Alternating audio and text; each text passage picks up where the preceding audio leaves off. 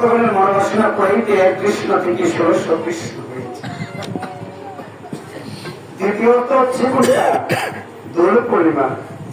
যেই দোল পূর্ণিমাতে আমার কলিহট্টদেবকে উদ্ধার করিবার তরি ওই গৌর সুন্দর শেষে এই পৃথিবী পড়ে আর সে বেরিয়েছেন মধুর হরিনাম। আর আমার প্রেমময় ভগবান শ্রীকৃষ্ণ দ্বাপর যুগে সখীগণের সঙ্গে লীলা করেছিলেন। সেই দোল লীলা, দোল উৎসব কি করেছিলেন? রঙে দিয়ে রাঙিয়েছিলেন গোপীগণকে। কেন? কারণ একদিন আমার প্রাণ গোবিন্দ মাকে রেখে বলেছেন, মাধব যশোদা, শ্রীমতী রাধারানীকে রেখো, সে কত সুন্দর, কিন্তু মা আমি কেন কালো? আমার রূপখানে এমনই কেন কালো? আমাকে নিয়ে গোপীগণ হাসাহাসি করে আমি নাকি কালো, চিকন কালা, কালো চোর। আমাকে নিয়ে গোপীগণ হাসাহাসি করে, মা আমি কেন সুন্দর হলাম না? তখন শ্রীমতী যশোদা মা, শ্রী যশোদা মা একটু প্রেম রং নিয়েছে, দিয়ে আমার গোবিন্দের বদনে খেলাতে লিখে দিয়েছেন। আর লেখে রেখে বলেছেন, গোপাল যা বৃন্দাবনের প্রত্যেকটি জীবকে, প্রত্যেকটি গোপীকে ইয়াদের রংখানা মাখিয়ে দিয়ে আছে। বলছে, মা আমি বৃন্দাবনের সকল গোপীকে আজ রং মাখাবো, এই রং মাখানোর আমার কারণটা কি? বলছে, গোপাল রে, রংটা মাখানোর কারণ কি জান? এই রংখানা মাখানো যদি সকলের মুখে আজকে রং মাখায় না, কেউ কাউকে চিনতে পারবে? কে নন্দন কে কৃষ্ণ কেউ চিনতে পারবে? সকল লোকরা এখন একে কালোকে সাদা বড় চেনা যায়। তাই সেদিন সকলে এক রঙে রাঙ্গায়িত হয়েছে। তাই বলেছেন, এই বিশ্ব ব্রহ্মাণ্ডে আমি সকলকে এক রঙে রাঙিয়ে দিয়ে গেলাম কৃষ্ণ প্রেম রঙে। তাই সেই রঙে কখনো মুখকে নয়, এই মনকে রাঙাতে হবে।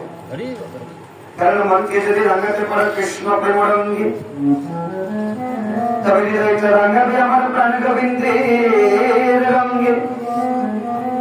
প্রাণ গোবিন্দের রঙে রাঙাতে পারলে মধুময় প্রেম রস সিন্ধু আস্বাদন করিতে পারিবে। তখন মনে তোমার কালিমা থাকবে না, কলুষিত থাকবে না।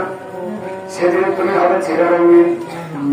আর যে পৃথিবীতে চিররঙিন হতে পেরেছেন, সেই তো আমার প্রেমময়ী রাধারানী কৃপা পেয়েছেন, আমার ভগবান শ্রীকৃষ্ণের যুগের পদপদ্ম পেয়েছেন।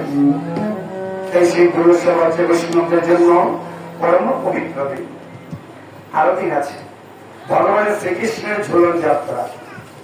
যে ঝুলন যাত্রাতে কি হয় বাবা? আমার প্রাণ গোবিন্দ দোলনাতে বসে থাকে, শ্রীমতী রাধারানীর মান ভঞ্জন করতে, শ্রীমতী রাধারানীর মান ভঞ্জন করতে। একটা কথা বলবো, যিনি বেশাসন এতদিন কষ্ট করেছেন, ওনার যুগল পথে ধরে বলছি, দয়া করে উনি যদি আমার সঙ্গে এসে বসেন, আমি খুব আনন্দ পাবো। যদি সম্মুখে বসেন, আমি হৃদয়ে খুব আনন্দ পাবো। 3 নম্বর হচ্ছে না ঝুলন যাত্রা।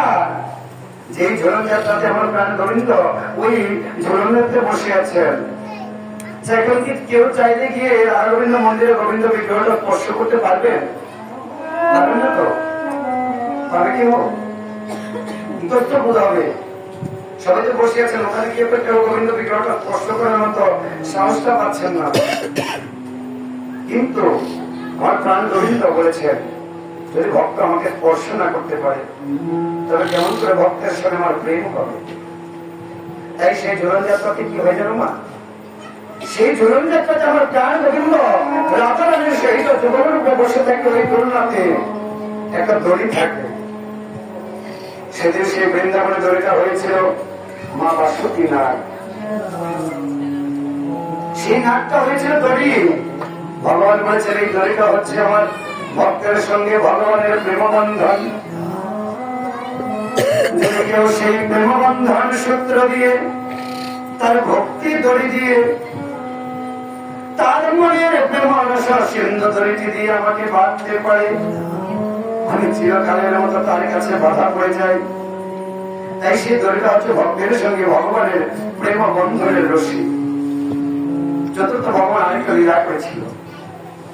সেই লীলাটা হচ্ছে আষাঢ় মাসে